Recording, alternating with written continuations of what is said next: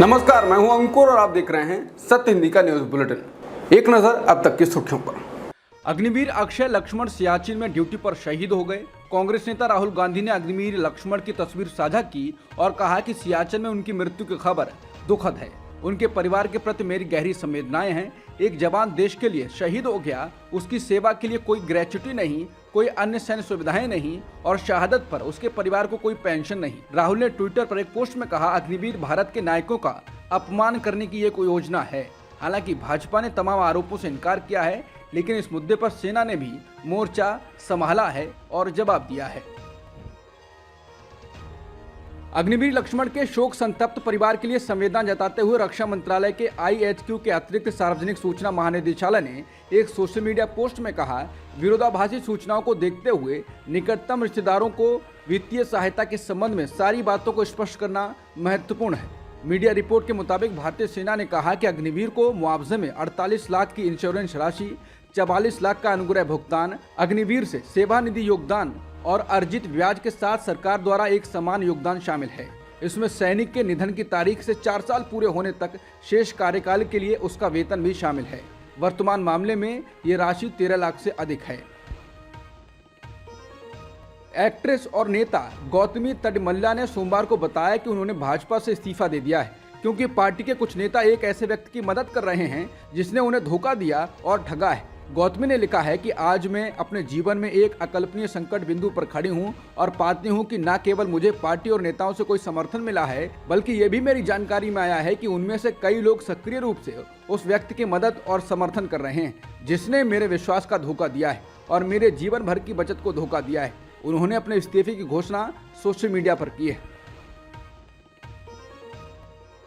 बाघ बकरी चाय ग्रुप के एग्जीक्यूटिव डायरेक्टर पराग देसाई का अहमदाबाद में एक निजी अस्पताल में रविवार को निधन हो गया। वो 49 साल के थे। मीडिया रिपोर्टों में ये कहा जा रहा है कि पराग देसाई पर उनके घर के बाहर कुत्तों ने हमला कर दिया था। बाघ बकरी ग्रुप ने अपनी इंस्टाग्राम स्टोरी में भी पराग देसाई के निधन की जानकारी दी है। हमास के हमलों के बाद से इजराइल गजा पर लगातार बमबारी कर रहा है। साथ ही इजराइल गजा में घुसने के लिए सीमा पर सैनिकों को इकट्ठा कर लिया है। काफी दिनों से इजराइल इसकी तैयारी कर रहा है।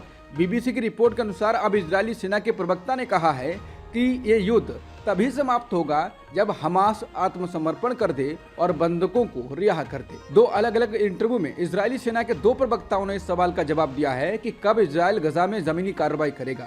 लेफ्टिनेंट कर्नल पीटर लर्नर ने BBC न्यूज़ार को बताया कि जमीनी कार्रवाई से पहले हमास की ओर से बंधक बनाए गए दर्जनों बंधकों को छुड़ाने के प्रयासों को ध्यान में रखा जाएगा। उनका कहना है, जमीनी हमला अगर होता है तो ये सबसे अच्छे ऑपरेशनल समय पर किया जाएगा। एक अन्य साक्षात्कार में लेफ्टिनेंट कर्नल जोनाथन कॉनरिकस ने ऑस्ट्रेलियाई ब्रॉडकास्टिंग कॉरपोरेशन से बात करते हुए कहा कि अगर हमास आत्मसमर्पण कर दे और बंधकों को रिहा कर दे तो युद्ध समाप्त हो जाएगा।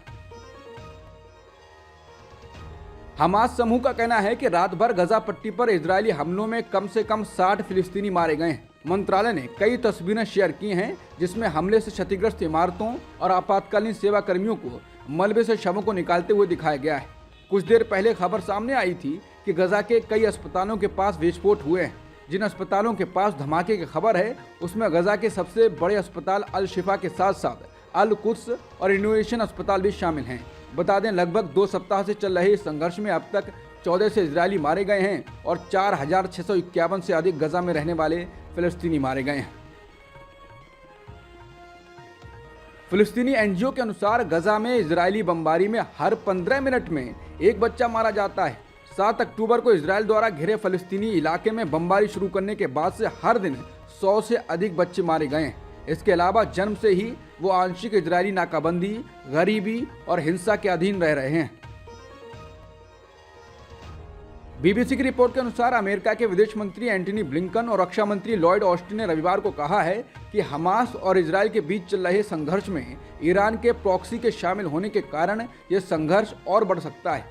उन्होंने जोर देकर कहा कि हिंसा में अगर अमेरिकी नागरिकों या हमारी सेना के लोगों को निशाना बनाया जाएगा तो अमेरिका इसका जवाब देने के लिए तैयार है। समाचार एजेंसी AP के मुताबिक ब्लिंकन ने कहा, हम ऐसा नहीं करना चाहते हैं, ना ही हम ऐसे किसी मौके की तलाश में हैं। हम तनाव नहीं बढ़ाना चाहते हैं। हम नहीं चाहते कि हमारे नागरिकों और सेना के जवानों पर कोई आंच आए। अगर ऐसा होता है तो हम इससे निपटने के लिए तैयार हैं। ऑस्टिन ने भी ब्लिंकन की बात को दोहराते हुए कहा, हमें ऐसा लग रहा है कि इस क्षेत्र में हमारे नागरिकों और सेना के लोगों पर हमले बढ़ सकते हैं। अमेरिका को अपनी रक्षा करने का अधिकार है और इसके लिए हम उचित कार्रवाई करने में संकोच नहीं करेंगे।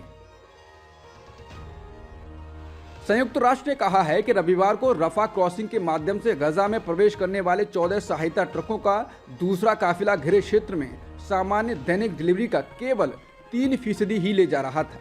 बता दें, रफा क्रॉसिंग को सीमित रूप से फिर से खोलने के बाद से अब तक कुल मिलाकर 34 सहायता ट्रक गजा पहुंच चुके हैं। बयान में कहा गया है कि अब तक गजा में प्रवेश करने वाली 2 सहायता डिलीवरी में से किसी में भी ईंधन शामिल नहीं है।